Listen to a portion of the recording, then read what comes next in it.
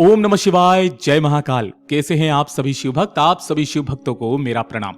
हम सबको पता है कि आज का जो दिन है वो है 18 जून 2026 का दिन, और ये वो दिन है जिस दिन बन रही है चतुर्थी तिथि। गुरुदेव ने जब अपनी शिव महापुराण की कथा के दौरान गणेश पुराण का वर्णन किया और उस गणेश पुराण के वर्णन के अंतर्गत चतुर्थी तिथि का जब वर्णन आया, तब पूज्य गुरुजी ने कहा था कि चतुर्थी की रात्रि कोई मामूली रात्रि नहीं होती है।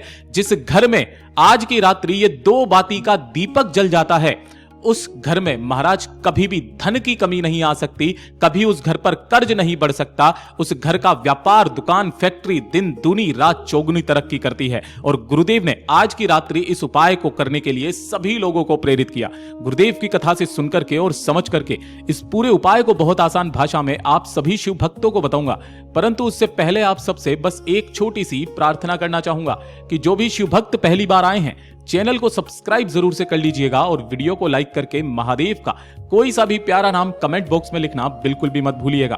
गुरुदेव ने कहा, चतुर्थी की रात ही केवल एक ऐसी रात होती है जिस दिन आपको ये दीपक जलाना होता है। यहां पर आपको मिट्टी का दीपक भूल करके भी काम में नहीं लेना होता। यहां पर जब भी दीपक जलाया जाता है वो आटे का दीपक जलाया जाता है। वही आटा जिसकी आप रोटी बनाते हैं, अर्थात गेहूं का ही आटा आपको लेना होगा। जब आप गेहूं के आटे को लगा रहे होगे, उसके अंदर थोड़ा सा घी जरूर मिला लीजिएगा और उसी दीपक से आपको क्या करना होगा, आज की रात्रि जलाना होगा। चाहे आप गोल बना लीजिए, चाहे आप कैसा भी बना लीजिए अपने इच्छा अनुसार, लेकिन इसके अंदर जो बाती लगाने का क्रम होता है वो सबसे ही अलग होता है। यहां पर आपको रुई की बाती नहीं लगानी होती है। इस दीपक के अंदर आपको मोली, कलावा, लच्छा जो आप स्क्रीन पर दिखाई दे रहा है, आप सभी के पास में होगा। आपको इसी तरीके से मोली, कलावे, लच्छे की 2 लंबी बातियां तैयार करनी होगी।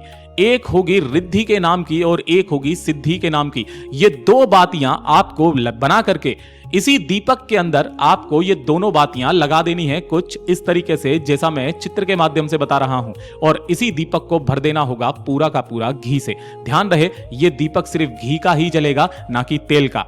एक और चीज का विशेष करके ध्यान रखना कि अगर आपके पास में घी गाय का है तो बहुत अच्छी बात है, क्योंकि इस उपाय में गाय के घी के लिए ही पूज्य गुरुजी ने कहा था। इसी दीपक को आपको जला लेना है, प्रज्वलित कर लेना है। अब इस वाले दीपक को जलाना कहां पर है, बात यहां पर आती है। गुरुदेव ने कहा, अगर आपके घर के आसपास कोई सा भी गणेश मंदिर है या फिर कोई ऐसा मंदिर जहां पर गणेश जी की मूर्ति विराजित है, या तो आप वहां जा सकते हैं। लेकिन अगर किसी कारणवश आप वहां मंदिर नहीं जा सकते, तो आपके घर में जहां पर भी घर के मंदिर में गणेश जी विराजित हैं, उन्हीं गणेश जी के सम्मुख में आप इस उपाय को कर सकते हैं। शाम का समय हो, पूज्य गुरुजी ने कहा जब प्रदोष काल का वक्त समाप्त हो जाए। ध्यान रखना, प्रदोष काल का वक्त वो वक्त होता है सूर्यास्त के आधे घंटे पहले और आधे घंटे बाद का जो समय होता है वो प्रदोष काल कहलाता है। उसके बाद में आपको ये उपाय करना है, चाहे आप 8 बजे कर लें, 9 बजे कर लें, 10 बजे कर लें। इसी दीपक को प्रज्वलित करके आपके घर में जहां पर भी भगवान गणेश जी विराजित हैं, भगवान गणेश जी के सम्मुख में आपको इस दीपक को जलाना होगा। लेकिन एक चीज का ध्यान रखना, इस दीपक को आपको सम्मुख में नहीं जलाना है।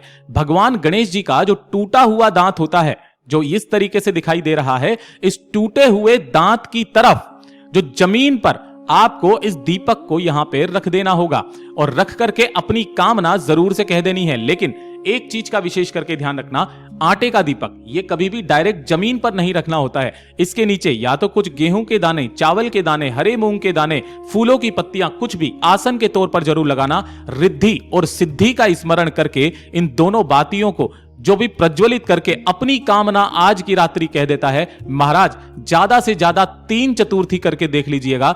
चौथी चतुर्थी तक आपकी वो कामना मेरे महादेव, मेरे गणपति बप्पा मोरिया स्वीकार कर ही लेंगे। पूज्य गुरुजी का बहुत अद्भुत और रोचक उपाय है, जरूर से कीजिएगा। वीडियो पसंद आए तो लाइक करना और चैनल को सब्सक्राइब जरूर से करना।